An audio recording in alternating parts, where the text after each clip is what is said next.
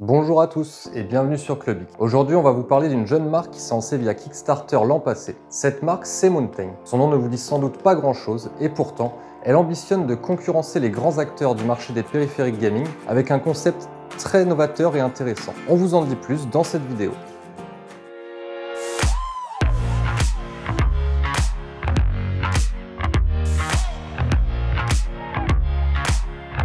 L'Everest Max, c'est un clavier un peu particulier, avec un prix qui est d'ailleurs bien supérieur à la moyenne. Vous ne le trouverez pas chez les revendeurs habituels, puisqu'il est simplement disponible sur la boutique officielle du fabricant.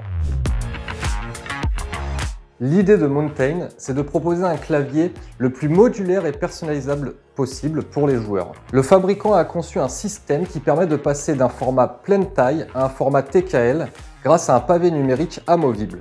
Et ce n'est pas tout, puisqu'en plus d'être amovible, il est aussi mobile et peut venir se placer à gauche comme à droite du clavier, et il peut même être déporté grâce à une rallonge USB-C. À côté de ce pavé numérique, nous avons aussi un dock multimédia qui se positionne sur la partie supérieure du clavier, encore une fois à gauche comme à droite. Comme son nom l'indique, il permet d'ajouter des touches multimédia à ce clavier, mais il embarque aussi un affichage circulaire. Cet accessoire n'est pas spécialement indispensable. Il permet notamment de monitorer votre machine et d'ajuster certains réglages comme la luminosité, le volume et les effets de l'éclairage RGB. Il y a aussi 4 petits affichages LCD sur le pavé numérique. On peut les personnaliser avec les icônes de notre choix et les utiliser comme raccourcis et macros. Ils peuvent aussi être utilisés comme on le ferait avec un Stream Deck grâce au logiciel Basecamp. Celui-ci est compatible avec OBS Studio. La mémoire intégrée permet d'ajouter 5 profils, ce qui nous fait un total de 20 possibilités pour ces 4 touches sur le pavé numérique. Le seul regret avec ces deux accessoires, c'est sans doute la qualité un peu plus contrastée par rapport au reste du clavier, qui lui est clairement une magnifique pièce avec son châssis en aluminium brossé. On pense notamment au plastique du dock multimédia et aux protections plastiques des 5 petits affichages,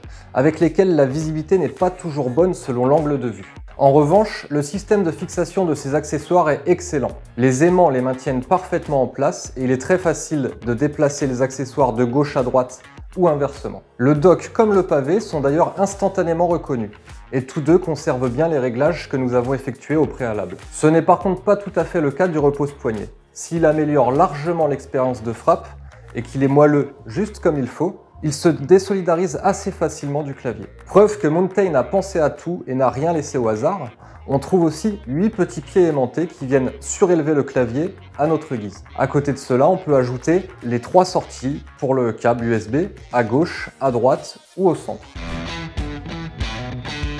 Alors c'est très bien tout ça, mais nous n'avons pas encore évoqué l'autre énorme atout de ce clavier, celui d'avoir des switches hot swappable, autrement dit des contacteurs remplaçables à chaud. C'est un avantage énorme pour personnaliser l'expérience de frappe sur votre clavier.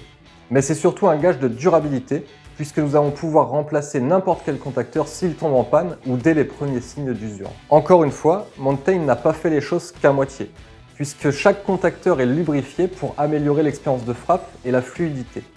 Cela ne joue toutefois pas beaucoup sur le bruit. Un clavier mécanique produit pas mal de décibels quoi qu'il arrive, et ce n'est même pas la couche isolante que Mountain a placée entre le PCB et le châssis qui vient vraiment changer la donne. L'Everest Max reste un clavier bruyant.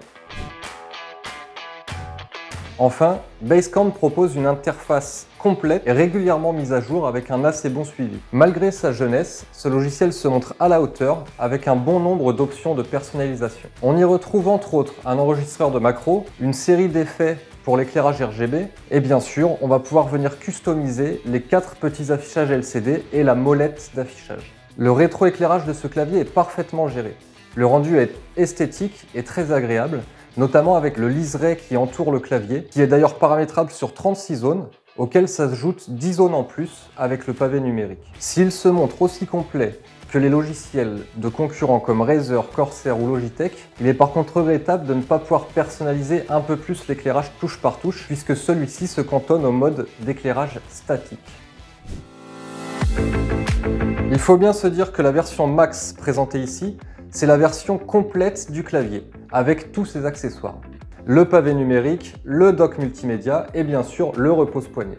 Hélas, il n'est disponible qu'avec des switches MX Red si l'on choisit une disposition de clavier AZERTY. À 289 €, on s'attend à quelque chose d'irréprochable. Sur ce point, les keycaps en ABS livrés de base avec le clavier sont vraiment un point faible. On regrette que les keycaps en PBT double injection ne soient pas directement proposés en option, mais juste à l'achat séparé.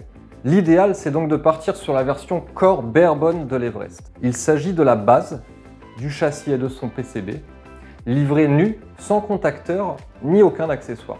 En partant de là, libre à vous de concevoir votre clavier en choisissant les accessoires pertinents, en commençant par les contacteurs, les keycaps et bien sûr les accessoires qui viennent se greffer autour de ce clavier. En optant pour cette solution, la facture reste certes très élevée, mais on a beaucoup plus de liberté pour choisir. Au final, si on compare cette version Core avec d'autres claviers haut de gamme, on a quelque chose d'aussi bien, voire mieux construit, qui est évolutif et qui surtout arrive avec des switches interchangeables. En bref, un clavier qui est certes très onéreux, mais c'est un concept vraiment novateur qui ne laisse aucune place au hasard. N'hésitez pas à nous laisser vos impressions sur ce clavier en commentaire et on se retrouve pour d'autres tests prochainement sur Clubic.